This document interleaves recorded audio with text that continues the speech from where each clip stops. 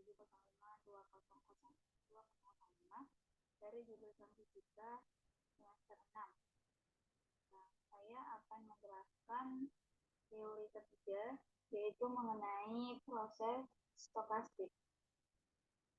Dengan dosen Bapak Anda Potan Harahap MPFIS MM pada mata kuliah Ekonomi Fisika.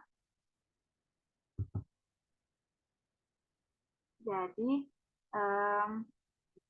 saya pertama akan menjelaskan mengenai pengertian stokastik. Kata stokastik itu merupakan jargon untuk keajakan, di mana menurut si Oxford Dictionary pada tahun 1993, ia menyatakan bahwa proses stokastik sebagai suatu barisan kejadian yang memenuhi hukum-hukum peluang.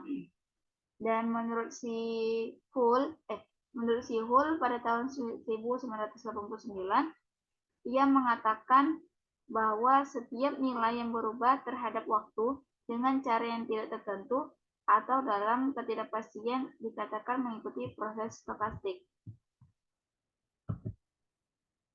Nah, di sini ada proses-proses yang terjadi dalam stokastik. Yang pertama, proses stokastik dengan ruang parameter tercacah dan ruang keadaan tercacah.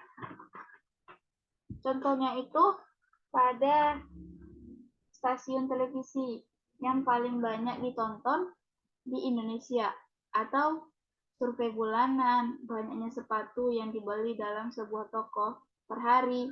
Itulah yang dimaksud dengan proses stokastik dengan ruang parameter tercacah dan ruang keadaan tercacah. Yang kedua, ada proses stokastik dengan ruang parameter malar dan ruang keadaan tercacah.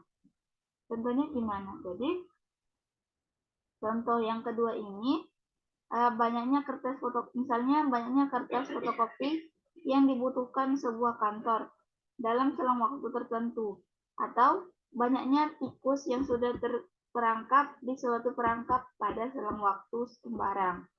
Itulah maksud dari proses stokastik dengan ruang parameter malar dan ruang keadaan tercacah. Yang ketiga ada proses stokastik dengan ruang parameter tercacah dan ruang keadaan malar. Contohnya, misalnya volume air di suatu bendungan yang diteliti tiap pukul 7 pagi. Waktu untuk melayani mahasiswa yang datang untuk meminta pelayanan administrasi akademik. Itulah yang termasuk dengan proses stokastik dengan ruang parameter tercacah dan ruang keadaan malar. Selanjutnya, ada di dalam proses stokastik ini terbagi menjadi dua. Yang pertama ada proses Martingale dan yang kedua ada proses Markov. Nah, apa sih yang dimaksud dengan proses Martingale? Jadi, proses Martingale itu dalam bahasa Prancis, kata Martingale berarti sebuah siasat taruhan untuk mendapatkan uang secara pasti atau kemenangan.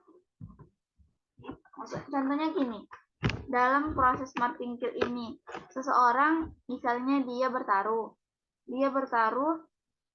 ingin misalnya bertaruh main bola. Dia mengatakan si A pasti menang. Mereka bertaruh. Ketika sudah permainan sudah selesai, ternyata si A ini kalah. Otomatis dia kalah juga dalam taruhan. Yang dimaksud dengan proses Martingale ini, dia pasang lagi. Misalnya dia bertaruh lagi dengan teman-temannya. Dia pasang 2 kali lipat. Agar dia berpikir agar lebih menang. Artinya seseorang di dalam proses Martingale ini seseorang menambahkan taruhan atau biaya agar menuju kemenangan yang dia dapati. Dan jadi dalam proses Martingale ini ketika dia kalah, dia akan mendouble duakan keuangannya. Setelah itu ketika dia menang dia tidak akan merasa kalah tadinya karena dia sudah memasang 2. dua kali lipat maksudnya. Itulah yang dimaksud dengan proses martingale. Jadi dia menggandakan keuntungan, melipatkan dua dari biaya yang sudah kalah tadi. Yang kedua ada proses Markov. Apa sih yang dimaksud dengan proses Markov ini?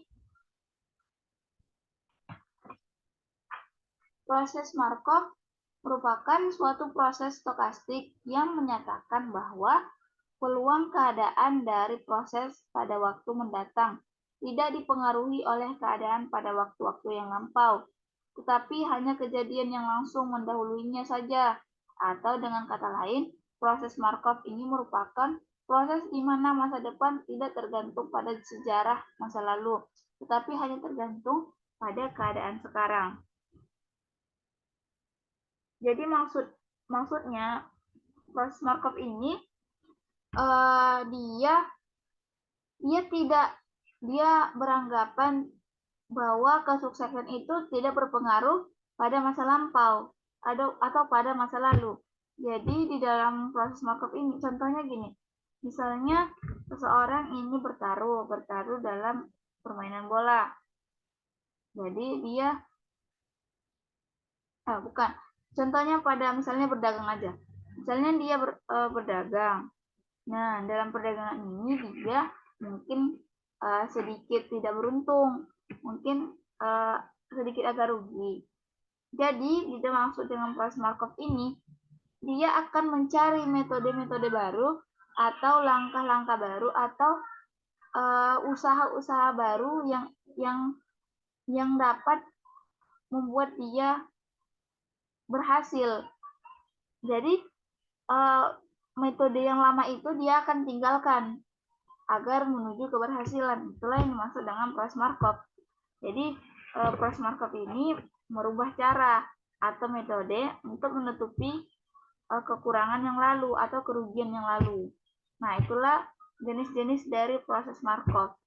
Ada proses martingale dan ada proses Markov. Baiklah, sekian dari penjelasan saya mengenai proses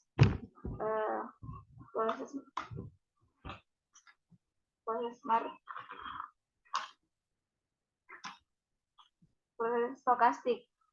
Sekian dari saya. Assalamualaikum warahmatullahi wabarakatuh.